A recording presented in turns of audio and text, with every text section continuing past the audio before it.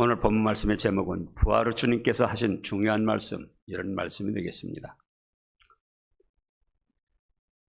십자가에 못 박혀 죽으셔서 우리의 억만가지 죄값을 온전히 담당하시고 죽음을 이기고 부활하신 예수님께서 공식적으로 하신 첫 말씀이 오늘 말씀입니다. 사람이 죽음에 임박해서 하는 말을 유언이라고 해서 턱 존중을 합니다.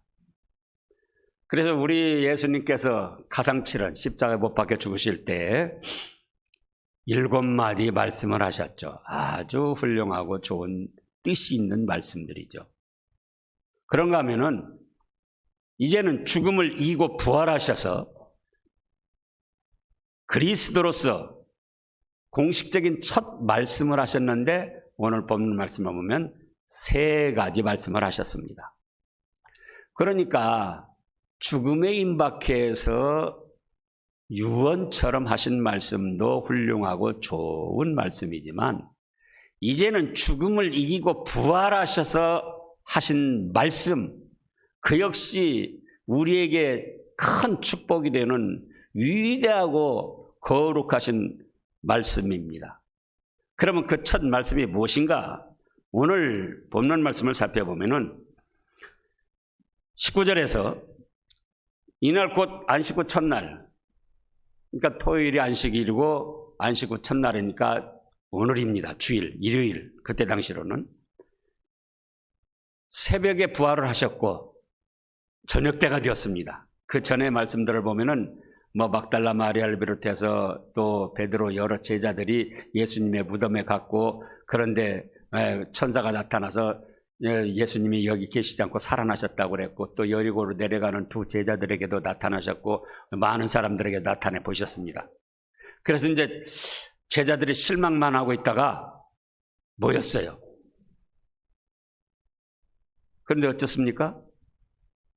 그때도 대제사장들의 사병들, 또 빌라도 총독의 병정들, 그 사람들이 예수님 믿는 사람들을 잡아 가두고 죽이려고 하기 때문에 두려워해가지고 모인 곳에 문을 꼭꼭 닫았습니다.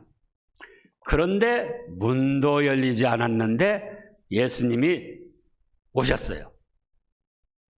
그리고는 가운데 서셔서 하신 첫 말씀, 뭐라고 하셨습니까? 너희에게 평강이 있을지어다. 이 말씀을 영거퍼 하셨습니다. 또 지금 21절에서도 그랬고 또 26절에서도 그 다음에 나타나셔서 하신 첫 말씀이 너희에게 평강이 있을지어다, 이렇게 축복을 하셨습니다. 여기 평강이라는 단어는 구약 히브리어로는 샬롬, 신약 헬라어로는 에이레네, 이런 뜻인데요. 한 가지 뜻만 있는 것이 아니라 여러 가지 뜻을 품고 있습니다. 평안 또는 평강, 강령, 행복, 여러 가지 좋은 뜻이 있어가지고 당시에 믿음의 사람들은 만나면은 샬롬, 또 후에는 에이레네, 이렇게 인사를 주고받았습니다. 그러면은 제자들의 그 행한 일들을 볼 때에 과연 평강의 축복을 받을 수 있느냐, 그거예요.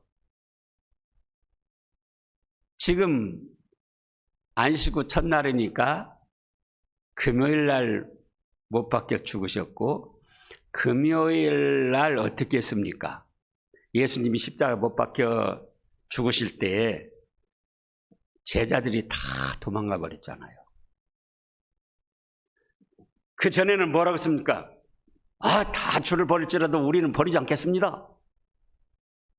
베드로도 뭐라고 장담했습니까? 죽을지언정 제가 주를 버리지 않겠습니다. 그런데 우리가 잘 아는 대로 제자들 다 예수님 외면하고 도망가 버리고 또 베드로까지도 몇 번이나 부인했다고요?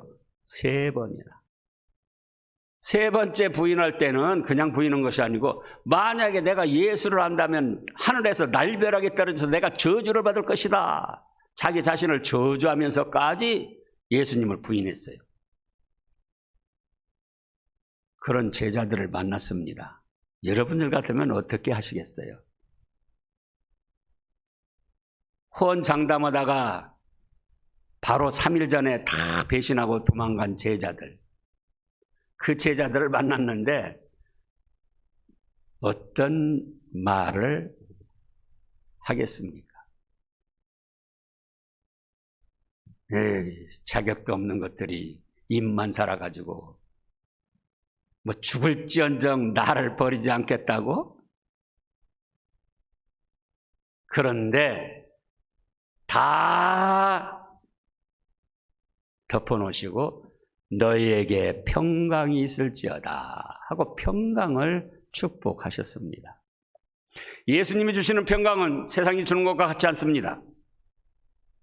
우리가 세상 일을 통해서도 때로는 평강, 행복을 누리기도 합니다. 뭐 돈을 많이 벌었다든지 승진을 했다든지 합격을 했다든지 뭐 당선이 됐다든지 뭐 좋은 일을 했다든지. 근데 그거 보면 잠깐이잖아요. 그러나 주님이 주시는 평강은 잠깐 있다 없어지는 게 아니에요. 어떤 평강인가?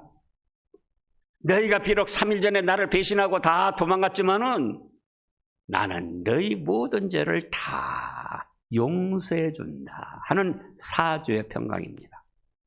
제자들뿐만 아니라 다른 사람들까지도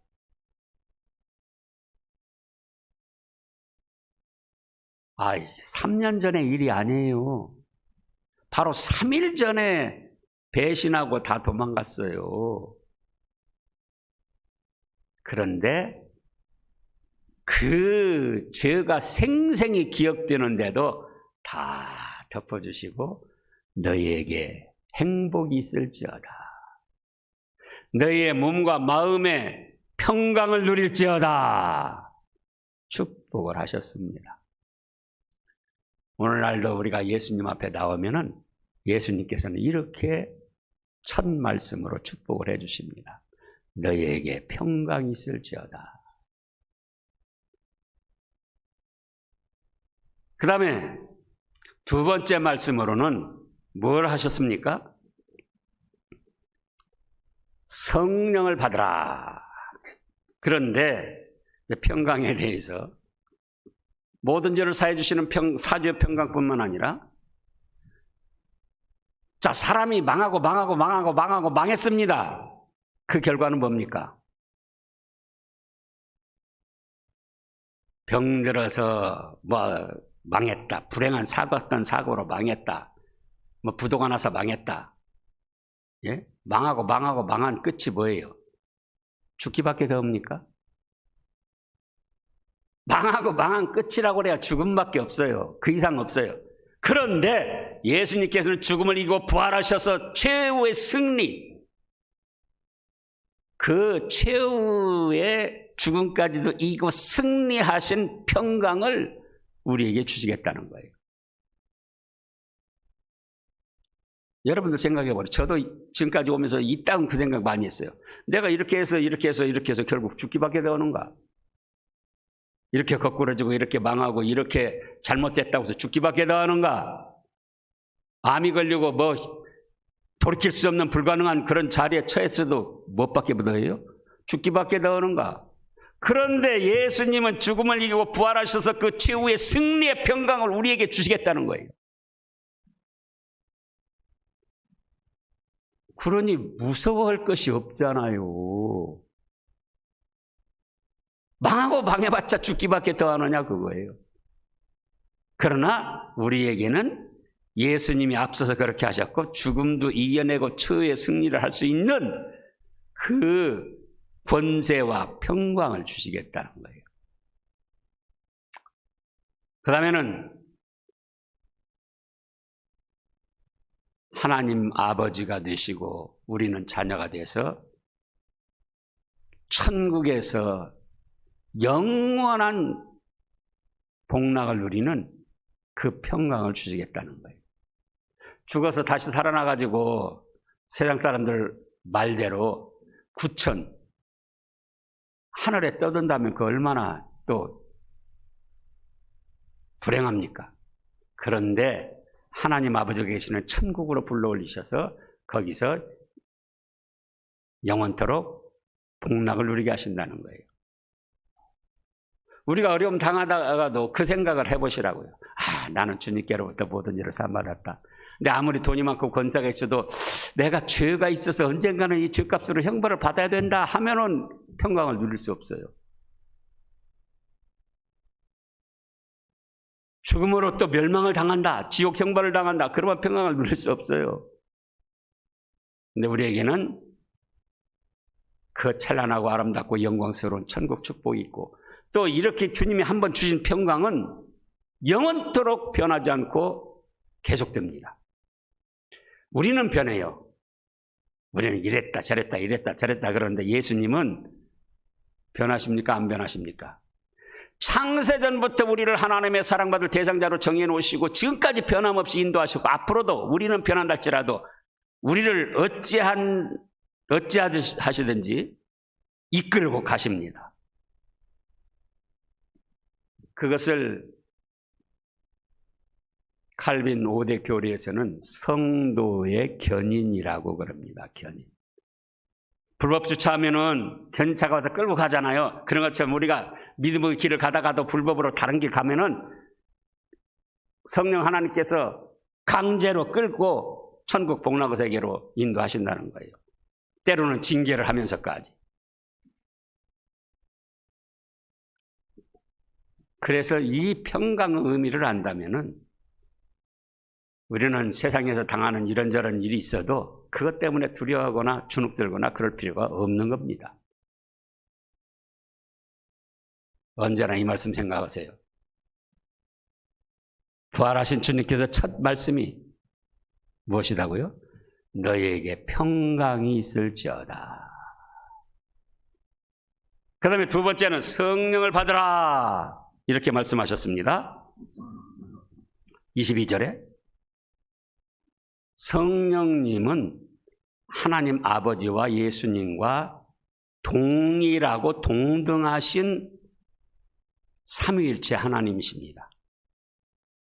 이 교리는 성경 말씀에서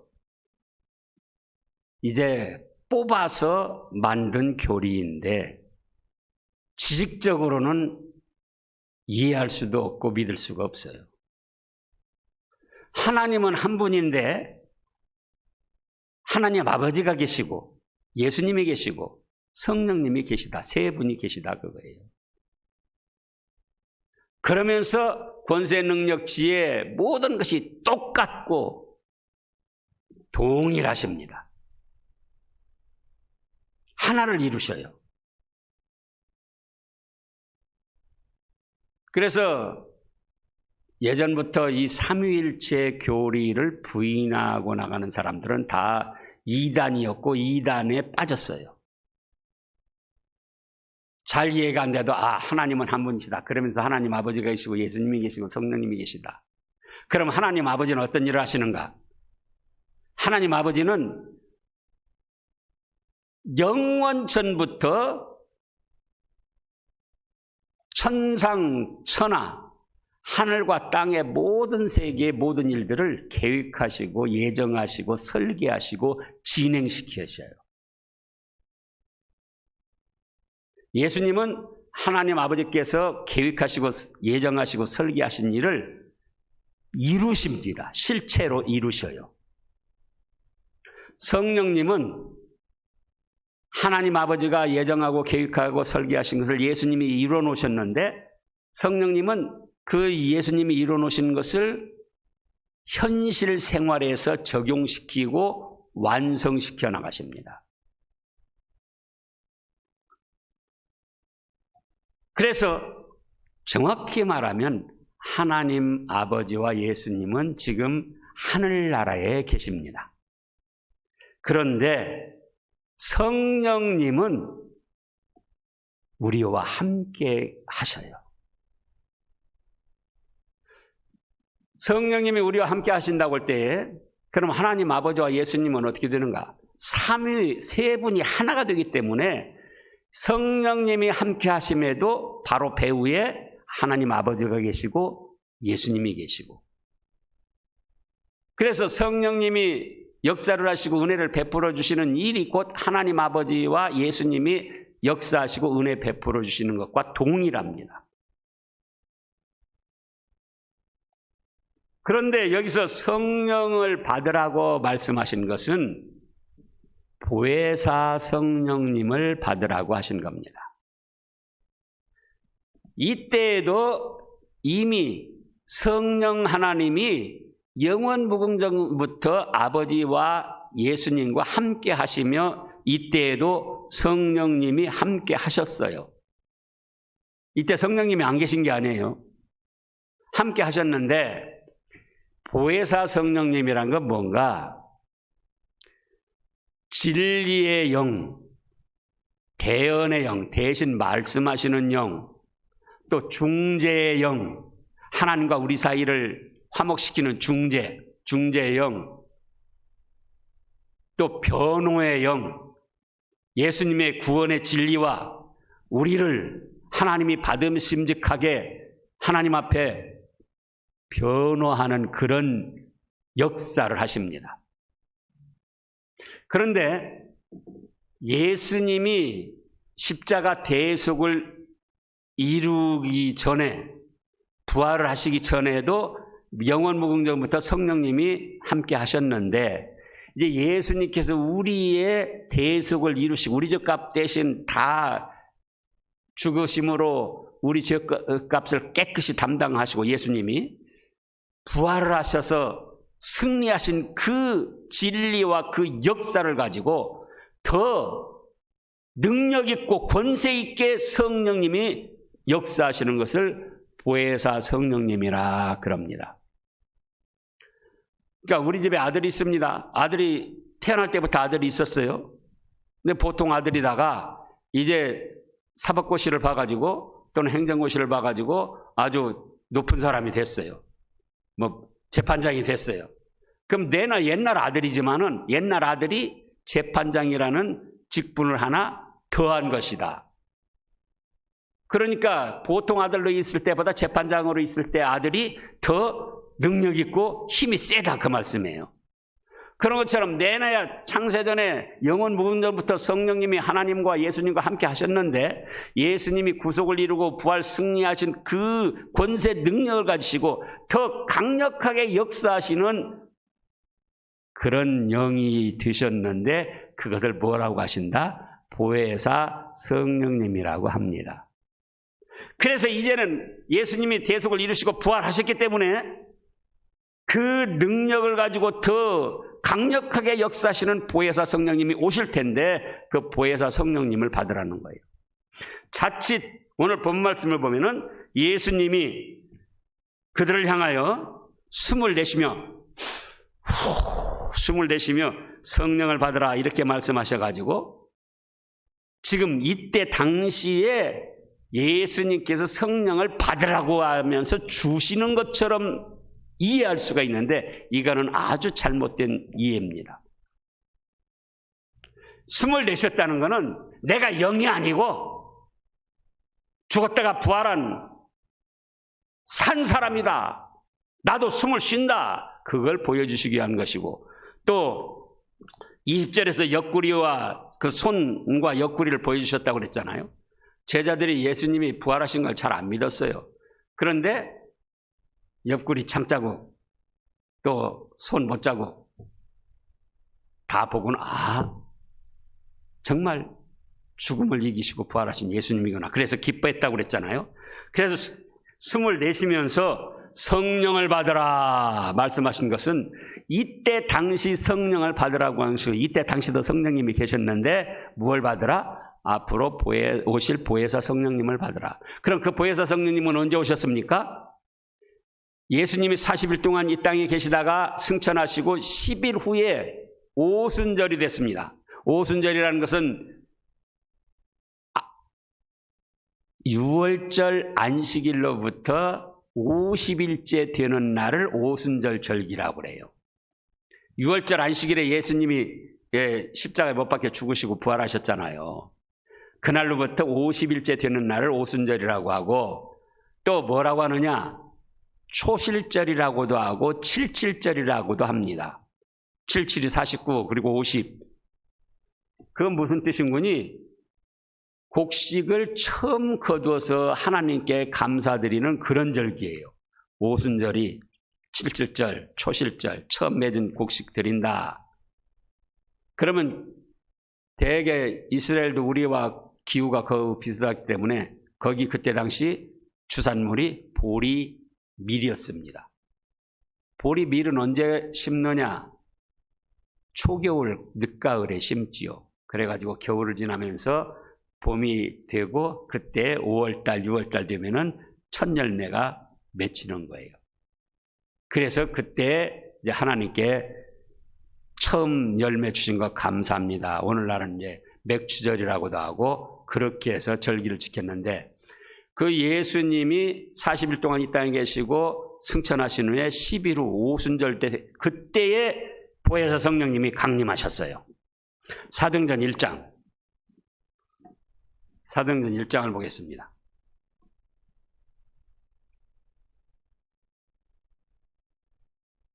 1절부터 보면은 데오빌로여, 내가 먼저 쓴 글에는 무릇 예수께서 행하시며 가르치기를 시작하신부터 그가 택하신 사도들에게 성령으로 명하시고, 이때도 성령님이 계셨단 말씀이에요. 성령으로 명하시고 승천하신 날까지의 일을 기록하였노라. 그가 고난 받으신 후에 또한 그들에게 확실한 많은 증거로 친히 살아계심을 나타내사 며칠 동안? 40일 동안 그들에게 보이시며 하나님 나라의 일을 말씀하시니라. 사도와 함께 모이사 그들에게 분부하여 이르시되 예루살렘을 떠나지 말고 내게서 들은 바 아버지께서 약속하신 것을 기다리라. 약속하신 것, 그 다음에 뭐라고 하셨습니까? 요한은 물로 세례를 베풀었으나 너희는 몇 날이 못 되어 성령으로 세례를 받으리라 하셨느니라. 성령으로, 지금 2절에 성령으로 택하신 사도들에게 명하시고 택하신 사도들도 성령님이 함께 하셨어요.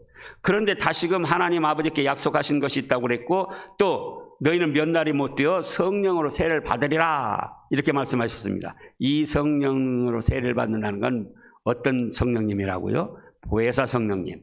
그래가지고 2장, 사도행전 2장 1절에 보면은 오순절 날이 이름에 그들이 다 같이 한 곳에 모였더니 호련히 하늘로부터 급하고 강한 바람소리가 있어 그들이 앉은 온 집에 가득하여 마치 불의 혀처럼 갈라지는 것들이 그들에게 모여 각 사람 위에 하나씩 임하여 있더니 그들이 다 성령의 충만함을 받고 성령이 말하게 하심을 따라 다른 언어로 말하기 시작하니라. 그래서 오순절에 보혜사 성령님께서 강림하셨어요.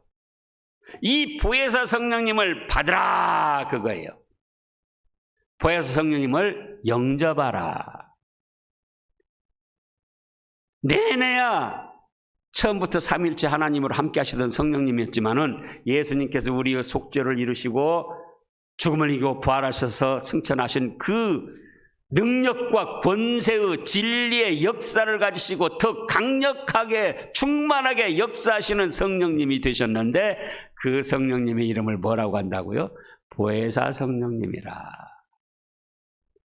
그래서 오순절 보혜사 성령님이 임하셔서 이때 제자들이 보혜사 성령님을 받았고 더 능력 있고 권세 있게 믿음의 길을 걸어가게 됐던 겁니다. 그러면 오늘날 우리는 어떤 성령님을 받았는가? 잘못 이해를 해가지고 이 성경 말씀을 잘 모르는 목사들이 부흥 강사가 돼가지고 부흥이하다가 성령을 받아라 그래가지고 자기가 성령을 줄 것처럼 다 속이는 거예요.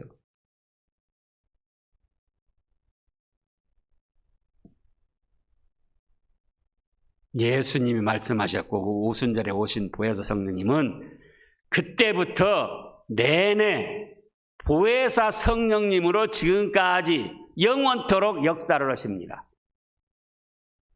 보혜사 성령님이 됐다가 또 보혜사 직함이 없어지는 게 아니고 보혜사 성령님으로 오순절에 강림하셔서 2000년 동안 지금까지 보혜사 성령님으로 역사하셨고 우리에게도 무슨 성령님이 임하셨다? 보혜사 성령님이 임하셨다 그거예요.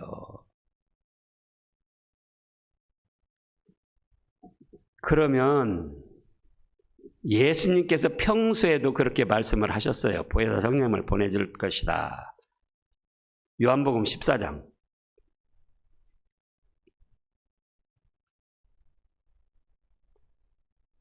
요한복음 14장 15절부터 보면은요.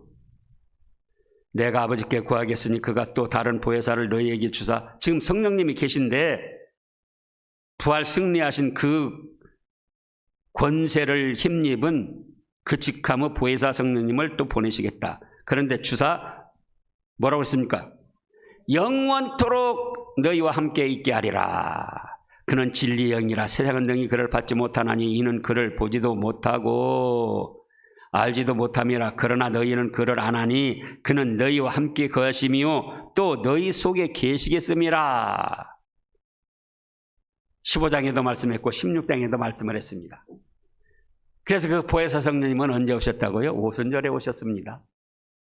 오순절에 오신 보혜사 성령님은 그때부터 내내 보혜사 성령님으로 역사하시면서 우리에게도 보혜사 성령님으로 임하셨습니다. 그러면 우리에게, 나에게 성령 받으라 지금 예수님이 말씀하셨는데 그 보혜사 성령님이 오셨는가 안 오셨는가, 내가 영접했는가 안 했는가, 그건 어떻게 할 것인가? 거룩한 영이시기 때문에 오고 가는 것을 알 수가 없어요. 그래도 또 알도록 하셨어요. 어떻게? 어떤 사람은 뭐 기도하다가 방언하다가 막 뜨거운 불이 막 내려와가지고 가슴을 막 태우고 그래서 내가 뜨거워서 견딜 수가 없어서 막 뒹굴고 그랬다고 하는데 그건 다 다른 것 보고 그런 거예요. 마귀에게 홀려가지고. 고린도 전서 12장 3절 말씀을 보겠습니다. 고린도전서 12장 아주 명료하게 말씀하셨어요. 고린도전서 12장 277쪽입니다. 신약성경. 그러므로 내가 너희에게 알리노니 하나님의 영으로 말하는 자는 누구든지 예수를 저주할 자라 하지 아니하고 또 성령으로 아니하고는 누구든지 예수를 주시라 할 수 없느니라. 성령님이 임하신 사람은 예수님을 사기꾼이다, 예수님 못된 사람이다, 거짓말쟁이다, 그렇게 저주하는 말을 할 수 없다는 거예요.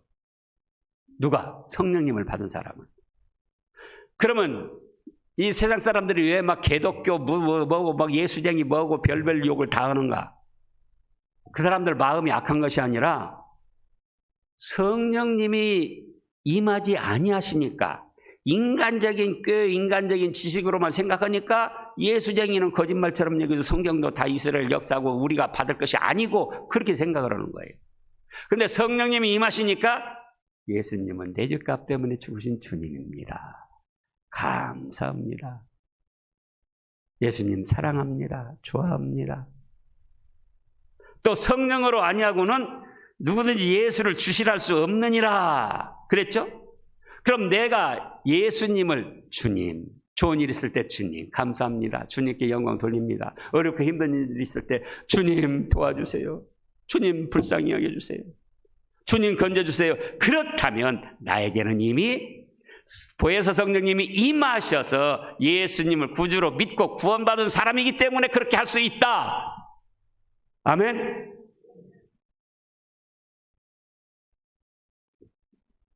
(10년) (20년) (30년) 다니고 직분이 뭐 권사, 장로, 목사, 총회장이라 할지라도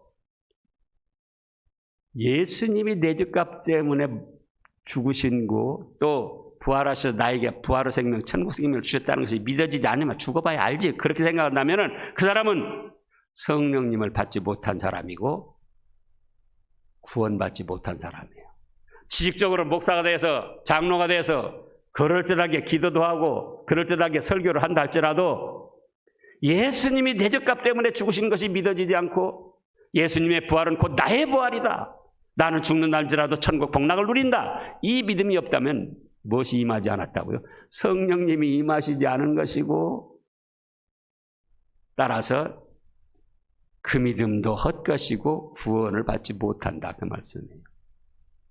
그런데 예수님 감사합니다. 좋은 일 있을 때 예수님께 감사, 주님 감사합니다. 영광을 돌리고자 하고 어렵고 힘들 때 주님 도와주세요. 제 형편이 이렇고 이렇습니다.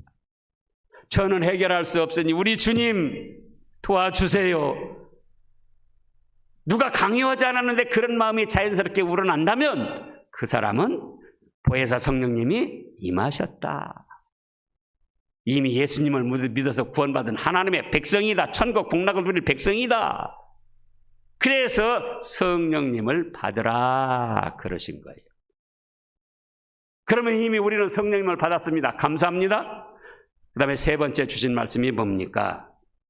누구 죄든지 용서하라, 그것입니다.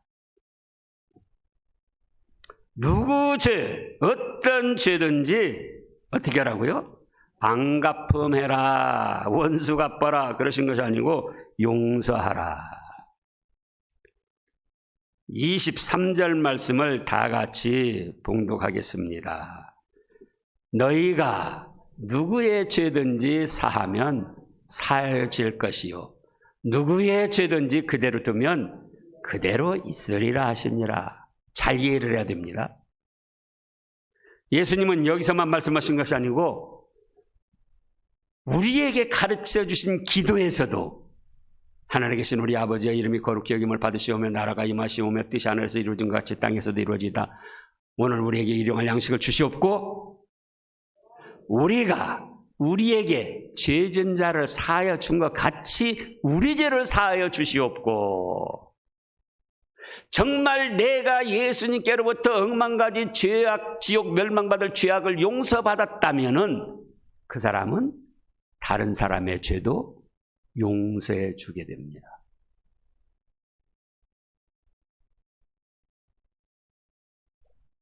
그래서 우리가 우리에게 죄진 자를 용서해 준 것 같이 우리 죄도, 내가 지은 죄도 용서해 주시옵고, 다른 사람이 자기에게 잘못한 죄는 절대로 용서 못한다, 내가 안 갚음할 것이다, 내가 언제든지 갚을 것이다 하면서 내 지은 죄를 하나님께로부터 용서받기를 원한다면 맞습니까? 안 맞습니까? 안 맞아요. 욕심쟁이, 이기주의, 내 죄를 하나님께로부터 용서받고 다른 사람에게로부터 용서받기를 원한다면 다른 사람이 나에게 저지른 죄도 용서해줘라 그거예요. 그것이 참 믿음이다. 내가 너 죄 용서했잖냐, 지옥 멸망받을 죄 용서해줬지 않느냐, 내가 그러기 위해서 십자가에 못 박아 죽었지 않느냐. 그런데 다른 사람이 너에게 잘못한 거 몇 푼어치나 잘못했냐? 그 죄도 용서하지 못하면서 나한테는 죄를 용서받으려고 하느냐? 주님의 뜻이에요, 그것이. 그래서 누구 죄든지 사하면 사해질 것이라는 것은 석정관 목사님이 저한테 잘못했어요. 잘못했어요, 안 했어요? 잘못했는데 제가 석정관 목사가 잘못한 죄를 다 용서해 줬어요. 그럼 석정관 목사 죄도 용서받고 제가 지은 데도 하나님이 용서해 주신다는 거예요. 그런데 석정근 목사가 저한테 죄를 지은 것을 제가 용서하지 않고 너 두고 보자, 내가 꼭 갚을 것이다, 그리고 안 갚음하려고 하면은 그 죄, 석정근 목사 죄도 용서받지 못할 뿐만 아니라 저가 지은 죄도, 야, 석정근 목사가 너한테 잘못한 건 100원어치밖에 안 되는데 그것도 용서해 주지 못하냐? 근데 너 나한테 하나님 말씀이에요. 너 나한테 잘못한 거는 10조 원어치 잘못했다. 근데 그걸 용서받고자 하느냐, 이 어리석은 사람아? 그래서 석정관 목사 죄도 그대로 있고 저 죄도 그대로 있게 된다는 거예요. 그래서 오늘날 우리에게 죄진 자를 사하여 준 것 같이 우리 죄를 사하여 주시옵고, 또 여기 말씀에서도 누구 죄든지 사하면 사해질 것이요. 그 사람 죄도 사하고 내 죄도 사함받고, 누구 죄든지 그대로 두면은, 안 갚아먹으려고 그대로 두면은 그 사람 죄도 용서받지 못하고 제 죄도 용서받지 못하고. 그러니 용서를 해야 되겠습니까? 안 해야 되겠습니까? 용서를 해야지 돼요. 참 믿음의 사람, 성령님의 인도를 받는 사람은, 성령님의 은혜를 받은 사람은 용서의 사람입니다. 우리는 한평생 알게 모르게 죄를 짓고 살아요. 최종적인 심판은 하나님이 하시지만은 사람들끼리도 잘하고 잘못한 것이 있어서 보통 사람의 심리는 네가 그만큼 잘못했으니까 나는 그만큼 갚아줄 거다. 그게 보통 사람의 심리예요. 그러나 우리 죗값을 담당하시고 부활하신 예수님께서는 뭐라고 하십니까? 누구 죄든지 용서해 줘라. 내가 왜 십자가 지고 못 박혀 죽었느냐? 너희 죄를 용서받도록 하기 위해서 내가 대신 희생한 거 아니냐? 그런데 너희들끼리 저지른 사소한 몇 푼어치도 안 되는 죄 때문에 서로 원수로 삼고 안 갚음하려고 하고 그러면 되겠느냐? 그게 주님의 뜻이에요. 저도 지금까지 생활하면서 별별 일 다 당했잖아요. 그런데 그 사람 용서해 주지 않고 마음에 품고 있으면 제 마음이 지옥이 돼요. 밥맛도 없고 자다가도 막 불안하고 막 미운 마음이 들고 어떻게 하면 안 갚으면 할까?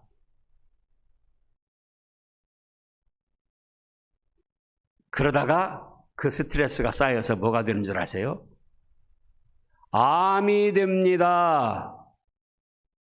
그걸 하시라고요. 의학적으로 나온 거예요. 그런데 주님, 누구지든지 사해 주시라고 했으니 예.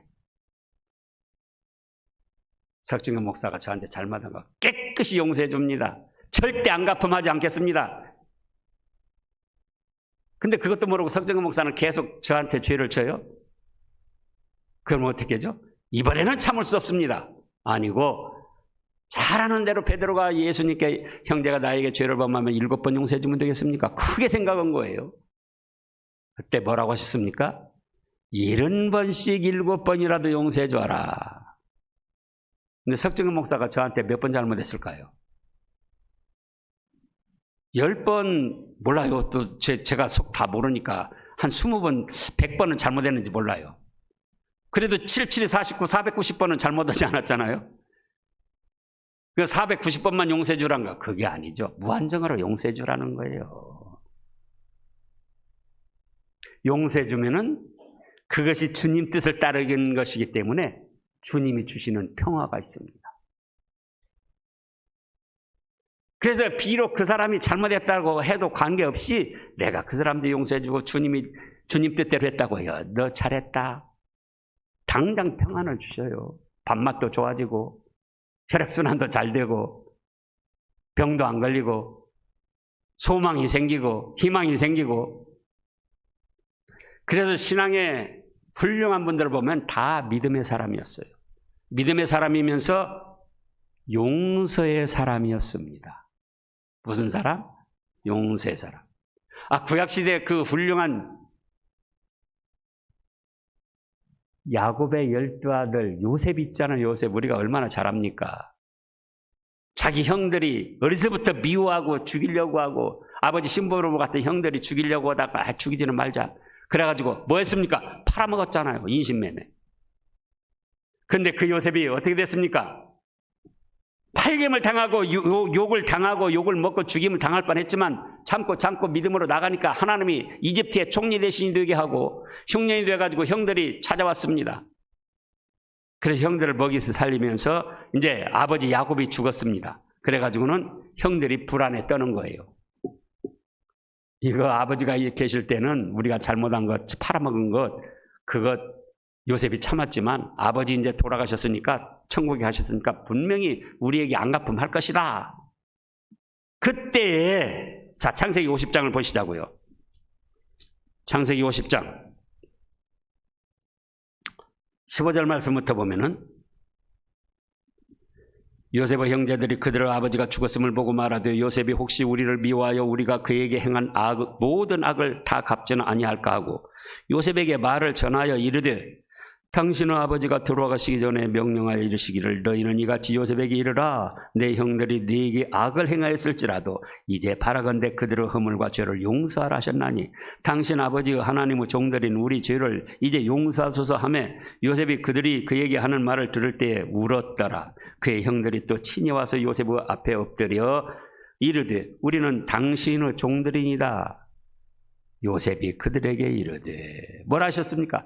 두려워하지 마소서. 내가 하나님을 대신하리까? 당신들은 나를 해하려 했으나 하나님은 그것을 선으로 바꾸사 오늘과 같이 많은 백성의 생명을 구원하게 하시려 하셨나니 당신들은 두려워하지 마소서. 내가 당신들과 당신들의 자녀를 기르리다 하고 그들을 간곡한 말로 위로하였더라. 안갚음을 할 수 있는 권세, 능력이 있습니다. 그런데 어째요? 당신들은 나를 헤아려 하였으나 하나님은 그것을 선으로 바꿔서 흉년에 죽어가는 백성들을 살려내도록 하셨습니다. 그러니 당신들은 두려워하지 마소서. 내가 당신과 당신 자녀들을 기르겠습니다. 용서했을 뿐만 아니라 그들을 사랑했습니다. 다윗도 그랬어요. 시간상 다 찾아볼 수가 없고 또 스데반 집사도 자기를 돌로 쳐 죽이는데 주여 저들에게 죄를 돌리지 마소서. 예수님께서도 자기를 십자가에 못 박고 조롱하고 옷을 제비 뽑는 그들을 향하여서 용서해 주시라고 하나님께 기도했잖아요. 손양원 목사 참으로 위대하고 훌륭한 분입니다. 공산당이 남침해가지고는 순천까지 쳐들어와서 동신이 동인이 두 아들이 있는데 그때 고등학생들이었어요. 아들 친구가 공산당 앞자기가 돼가지고는 목사 아들이다 잡아 죽여야 된다 그래가지고 동신이 동인이 두 아들을 잡아다 죽였어요. 친구가 공산당 앞자기가 돼가지고. 근데 이제 국군이 회복을 했어요. 수복을 했어요. 그래가지고 이제 그 동신이 동인이 잡아 죽인 친구를 잡아다가 이제 사형 재판을 합니다. 그런데 손양원 목사님이 가가지고 어떻게 했습니까? 용서해 주세요. 내 아들로 삼겠습니다. 그래가지고 자기 두 아들을 죽인 그 나쁜 애를 용서받도록 해서 자기 아들로 삼아서 신학도 시키고 믿음으로 키워서 지금 잘 살고 있어요. 전화번호를 몰라서 제가 전화를 못 해왔습니다.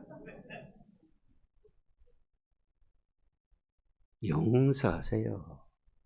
부부간에도 그 뒷구리만한 말 실수 서로 해가지고 감정이 상해가지고 며칠씩 밥을 안 해주고 말을 안 하고. 근데 문제는 잘못을 해놓고도 잘못을 모르는 거예요. 이솝우화에 보면 무슨 말이 나옵니까? 어린애가 장난삼아 돌판매질을 합니다. 그런데 그 장난삼아 던지는 돌판매에 누가 맞아 죽었어요? 개구리가 맞아 죽었잖아요. 저 자신도 무심코 한 말이 다른 사람에게는 칼로 찌르는 아픔이 될 수도 있고, 또 다른 분들이 여러분에게 그냥 무심코 한 말인데 여러분들 자신은 칼에 찔리는 아픔을 당할 수도 있다 그거예요. 그래서 다른 사람이 나에게 잘못했다 할 때 어떻게 하라고요? 용서해줘라 그거예요. 용서. 해보신 분들은 알아요. 당장 주님이 주시는 평안이 있어요. 희망이 있어요. 기쁨이 있어요. 그래도 계속 상대가 잘못한다. 그건 누구에게 맡겨라? 하나님께 맡기라 그거예요. 하나님께. 그래서 이제는 자, 여러분들이 저에게 잘못한 것 별로 없는 것 같아요. 근데 잘못이 있다 할지라도 제가 다 용서하겠습니다. 제가 혹시 알게 모르게 여러분들에게 잘못한 일이 있다면 용서해 주세요. 용서 안 하실 거예요?